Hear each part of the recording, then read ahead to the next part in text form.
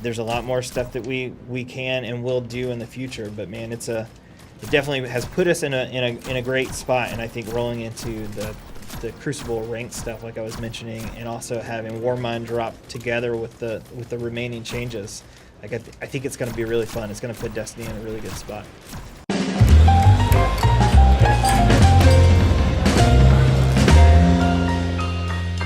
Hello everyone, and welcome to a very special episode of PlayStation Underground. We are here at Bungie looking at Destiny 2 Warmind, the Insight Terminus strike. I'm here with Evan, the design director of Warmind. Evan, wave to the camera for us, would you?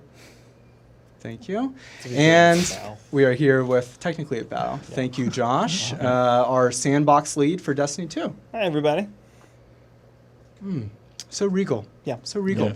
So we are here on Nessus. This is one of the new strikes. This is the Sony exclusive strike for the Warmind DLC. One of 3 total strikes in the DLC. Is that right, Yep, Evan? that's correct. Yep, 3 strikes total. So as people have definitely already noticed, we're rolling with some special weapons here. You all were generous enough to treat me to my very favorite weapon from D1. The Suros regime is back. It has all the perks that you missed, and I am very thankful to you guys. Thank you. You're very welcome. I personally, hope you enjoy it. From everyone here at Team Suros. Tell me a little bit about what you guys are rolling with. Yeah, so I got the Polaris Lance, which is Anna Bray's scout rifle from Polaris. It has a really cool perk. If I get 4 precision shots, my 5th shot is a delayed explosive solar round. And I'm also rolling a D2 Classic Sins of the Past rocket launcher. Okay, and sorry, Anna Bray, was that? Anna Bray. Anna Bray is one of our new NPCs we're introducing in the Warmind expansion. So we've mentioned her before in some Grimoire and other extended fiction, but we're actually going to make her a fully realized character. Okay, cool. And Josh, what do you got there? I am running a D2 Classic loadout. I have a Better Devils and a Positive Outlook, as I do. And then I also have a new and improved Borealis exotic sniper rifle, because everybody loves a sniper. Now, new and improved. New and improved. Tell me a little bit about that. Yeah, so we've it's gotten some upgrades. It now has a perk that says if I match damage types, that I do more damage for every other shot in the magazine. Additionally, it's now able to be masterworked, so you can get it to drop orbs. And finally, like all snipers, it got the new and improved sniper scope updates that makes it a lot more reliable in general, and just they feel so good. They're so crispy. Now, is the sniper scope updates, was that part of the Go Fast? No, actually. Okay. That is coming with Season 3. Okay. Yeah. Yeah, so we should say, congratulations. Did everyone else finish their strike challenge, or was that just me? I did it? Okay. Oh, I'm actually going to have to warp out here, guys, and go turn in these tokens. So Warmind's coming May 8th. It's got a few new strikes, new destination, a bunch of other stuff that we're going to talk about as we kind of go through this strike. But Season 3 is also hitting that day, right? So there's going to be some updates kind of throughout the game and the sandbox too, I guess, right? That's right. We're doing a big sweeping pass on exotic weapons, adding their masterworks and tuning up several of them to make them significantly more potent, I will say. Okay. And will those work kind of the same way that the Masterwork system worked for the Legendaries? So the difference in the Exotic Masterworks versus Legendary Masterworks is the the Exotic Masterwork perk is hand-built for the exotic that it's attached to. Okay. And so you don't re-roll those, but you do get the orb generation perk included, and then a bonus that, like I said, is hand-built for the specific exotic. Gotcha. Yeah. And is this part of kind of along the same lines of thinking, oops, is that first death? That's first number death? 1. That is number 1. Okay, all right. Well, I'm the outsider here. I don't work for Bungie, so it's okay. I feel that's okay. So is that part of kind of an overall philosophy that you guys have with exotics, just about kind of really trying to make them seem much more special than most of the legendaries in the game? Yeah, we want to.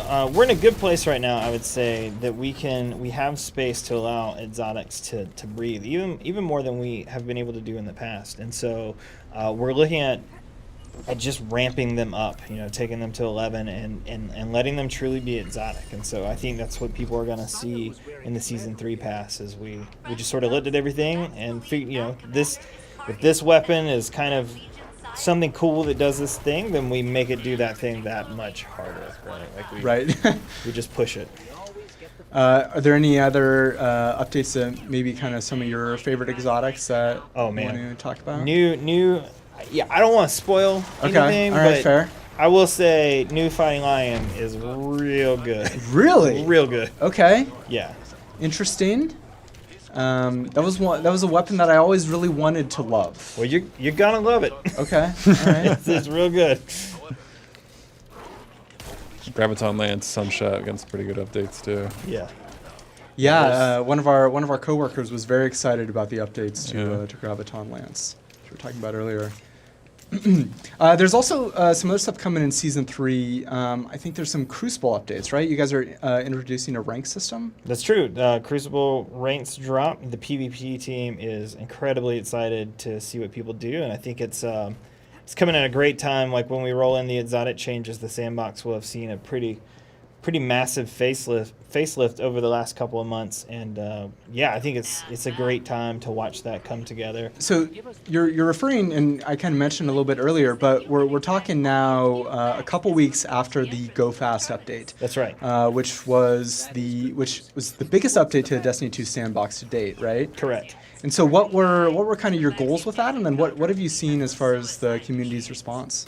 We wanted to make people feel more powerful, right? More in control, more capable and competent at what they do in the game, And so we did a bunch of weapons work to bring a lot of weapons back up to the forefront, to allow people basically to run the loadouts that they wanted to run, right? To try and keep them from feeling like they were being pigeonholed into something they weren't that interested in. And then additionally, we cranked mobility, hence the name of the Go Fast update. Yep. We changed some movement modes for Titans and Warlocks to give them more control and more speed.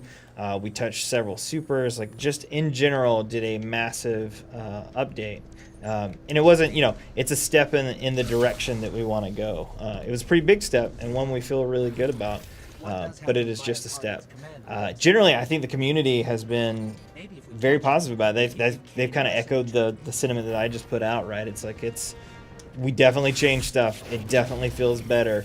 There's a lot more stuff that we can and will do in the future, but man, it definitely has put us in a great spot, and I think rolling into the Crucible ranked stuff like I was mentioning, and also having Warmind drop together with the remaining changes, I think it's going to be really fun. It's going to put Destiny in a really good spot. That's great. So what is kind of the work that goes into implementing a change like that maybe isn't necessarily introducing a ton of content, but is touching so many different elements of the game, right? Yeah, it's a shocking amount of work. Honestly, it is. So first we kind of figure out what we want to do, what our goals are, and then we have to actually go through and change the content. And then we iterate on those things, right? So we usually don't just make a change and it all works, or a series of changes and it all works. We make several changes and then feel where we are, see how it's hitting our goals, and then we push it that much harder and kind of keep that process up.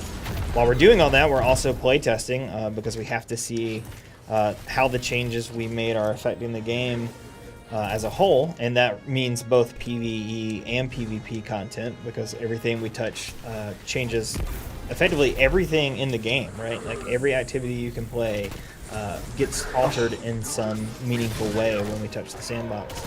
And so, and then the last, and I'm going to say the last step, but it's a massive step. Our test team, who are incredible, also go through and they look at it, they help us look at it from a balancing perspective, but they also have the large job of looking at it from a, did we actually break anything for real, right? And so they have to also go through all the activities and make sure it all comes together. Everybody's dying. What is happening? The gladiator is relentless. I'm gonna blame Evan for not telling me I needed to deposit the arc charges in order. Oh, sorry, man. I apologize. Or maybe I just did it wrong. That's fine. Yeah, I think for maybe some people, they might look at certain games that are, that are putting out, an update that, rolls out every, 48 hours or 24 hours or Right. something like that. But Destiny is a huge game with a lot of moving pieces. Yeah, absolutely. It is not an easy endeavor, but I think that's probably true for any team out there, and teams that are doing this work. Like every dev in the industry, like knows this feeling and knows is working real hard to make sure they're delivering something incredible for their fans. And we are no different in that regard. We are absolutely just trying every day to make sure we're pushing the game forward and making it better and better. And then it's just a matter of doing that in a gigantic game that plays differently in every single activity and affects a bunch of very unique and different players, right? Mm-hmm. And so, Evan, tell me a little bit about kind of the process that you all take when you're designing a new set of strikes. So usually when it comes to the strike, like the most memorable part of a strike is the boss. So it's usually where we start is like, what is the boss experience that we want to build? Like where do we feel like we have something we can add to the experience? Like where haven't we done something in a while, or what new mechanic we can add? So like here for this strike, we, in D2 we didn't have a Ultra Saiyan boss or anything like that, and then from there we said, okay, what's the wrinkle we can add to that combatant, and what kind of fight do we want to go for? So usually it starts with the boss encounter, and then we go from there in determining the theme, or what kind of mechanics we want to introduce, and then we have another set of folks that work on just the general, like the space that the players progress through, some of the encounters that they're encountering along the way, and build it from there. But yeah, it all starts with the boss. Like that's how usually most players identify the strike, is by the final encounter, by that climactic boss encounter. Right. I was reminiscing here, picking up a new phase of Destiny for the first time, remembering back to when Destiny 2 was first revealed, and the first time that I played it, it was on, what is the strike that has that drill that rotates? Oh, yes. The Inverted Spire. That's what it was, right? Yeah, Inverted Spire. Yep. Playing that for the first time, seeing these new enemy types, and then just encountering this giant drill, and I think like a 3-stage boss fight that went through a couple different locations. Yeah. That was really fun. So, all right, we made it through here, guys, right? We did. We just gotta find these last no one died. ones. No problem. Seems like that no respawn indicator should be disappearing. No, man. Who knows? You're ultra hard mode. Permadeath. So let's talk a little bit about some of the other stuff that is in Warmind, right? There's 3 total strikes? Yep, 3 strikes. So we got 2 strikes in addition to this one, 2 that take place on Polaris. Part of the main theme of Warmind is it's kind of focused on Rasputin, so revealing a little bit of the mystery of who Rasputin is and what his role in Destiny is, and also probably bringing up some new questions. And we're bringing in or introducing a new NPC in game with Anna Bray.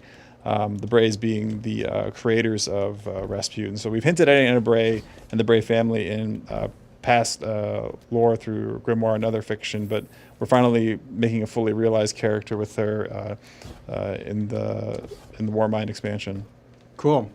And is there anything that you guys maybe kind of looked at as far as the response to Osiris that affected the development For of sure. episode 2? Yeah, so after we came back from holiday break and seeing the reaction to Osiris, like we know that we need to give players more things to pursue and more goals to achieve, and so we added a all new ritual public event on Polaris. It's akin to if you've played Destiny 1, similar to something with Court of Oryx. So we came back, we looked at what we could do. We used Court of Oryx and Archon's Forge as examples of something we've done successfully in the past. We built a ritual public event kind of in that vein, but with a new kind of wrinkle to it. So we're looking forward to seeing how players react to the addition of this new ritual public event on the destination that they can play week over week as they pursue new gear that we're adding to the expansion. All right, so it seems like we've stumbled into perhaps some unfriendly territory here. This seems like a room that all of us will survive in very easily. Round rooms are always ominous. So we saw a little bit of footage and got some hands-on with the escalation protocol earlier, and it is extremely hard and really fun. Like you're saying, I think it's a really cool kind of spin on some of the kind of the wave-based activities of Court of Oryx. Was there anything that you all learned from Court of Oryx as far as kind of like, here's kind of the right way to do waves or to keep this interesting, or here's kind of how we stagger rewards? So for Court of Oryx, we kept it very focused to one contained area on the Hive ship, and that worked. And we also had like the token system, so you had to grind to earn tokens to get the different difficulty waves. And we decided to make the escalation protocol. When I say accessible, I don't mean accessible as in it's easier, but like just easier to get into, but still make it hard. So it's easier to trigger, easier to happen, and it uses the whole of the public parts of the destination. So it's not just focused to one key pocket. So as you're roaming around the destination through the public areas, you'll be seeing escalation protocol happening in multiple instances, and you can choose to engage and help out a fire team that's struggling to get through the waves, or you can just kind of sit by and participate in the patrols and just stay out of the way while they're taking on like these epic tier bosses as they're going for their new Seraph gear and weapons. Yeah, so that was something like super cool, right? Like you can have up to 9 people potentially in one area trying to tackle this. So it's really cool to be just kind of cruising along, and maybe you're on doing something else, doing an adventure or looking for a lost sector, and you see 2 fire teams engaged in the escalation protocol, and your fire team is off doing something else, and you can just decide to jump in, help out for a few waves, try to get to the end, and then if you get there, move on to something else, or if not, stick around, try it again. But it's totally freeform, coming in and out, and we wanted to keep it that way, so you're not always waiting for somebody for the public event. Like there always will be high traffic going through the public spaces to help you out in the event. That's super cool. Yeah. And it requires much more of an investment than just a public event, right? Oh, yeah. 7 waves, I think, 7 waves and escalating difficulty and bosses, and and very powerful. Like that, the hardest combatants in the game are in escalation protocol. So you have to be ready. You have to be prepared with the strategy, and be ready to grind for a bit as you progress through the waves. Now, Josh, I know you're going to tell me there's some awesome stuff once I There go is some awesome stuff. Yes, there are new weapons, super cool art-wise. Additionally, they have some of the newer perks we've made just to start shipping with these weapons. And so while we might roll them out to additional legendaries in the future, right now those weapons are the only way to get your hands on them. There's an incredibly good shotgun, an awesome sniper rifle. The sniper rifle, for example, has a new perk called box breathing that lets you, if you hold ADS for long enough, then you get an incredible damage boost to your precision damage. And so, excellent for PvE snipers. Right. Perhaps used on the escalation protocol themselves. Perhaps, yes. There's a real moment in escalation protocol where you're like, wow, that's a lot of ogres. And then there's another moment where you're like, nope, I was wrong. This is a lot of ogres. Yeah, totally. It really threw off my kind of calibration. What was it, Josh? I think, did you confirm that the canon term for a group of ogres is a murder of ogres? It is a murder of ogres. Okay. That is correct. Okay, yes. so we can get that. That's in the Grimoire. Maybe not. It hasn't been revealed yet, but it's an exclusive reveal on PlayStation. Exactly. So, as we talked about, I'm rolling with the Suros regime, classic exotic from Destiny 1. How do you all look back at kind of the arsenal that you've built out and decide, hey, it's time to bring something back? It depends. Like there are a lot of D1 weapons that people love, and so we want to honor those things and bring them back in interesting ways and when it's the right time. But we also don't want to just bombard people with reprise weapons either, and so it's it's hard to know exactly if we're always doing the right thing, and so Right. we want to make sure we're giving a great mix of new awesome stuff, but also, hey, here's this thing. Like, if you missed this, or you were a favorite of Suros, for example, then like, here, go get it, right? It's yours. Right. So it's just a matter of making sure we have enough stuff that it's both new and redesigned stuff that people are going to be happy with.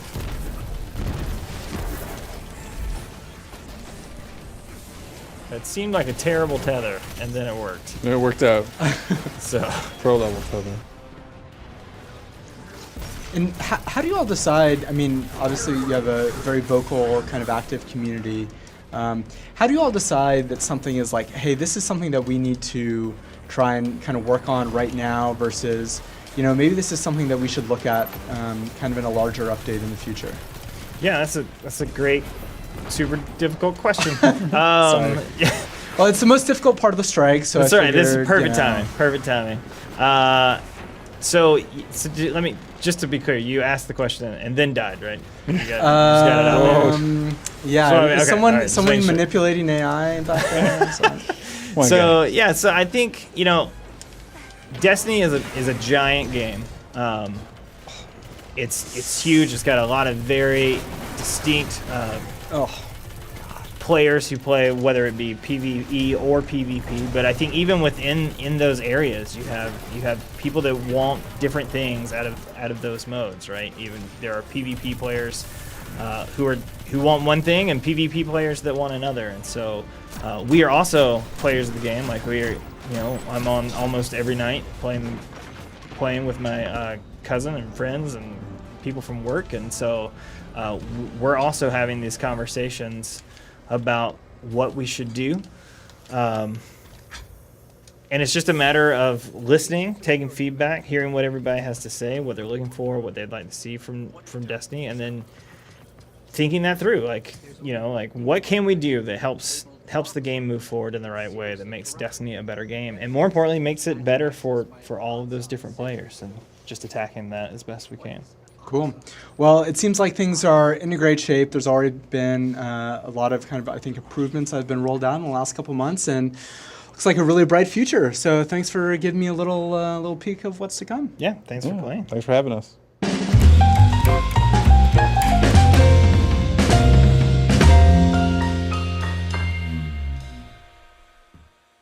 PlayStation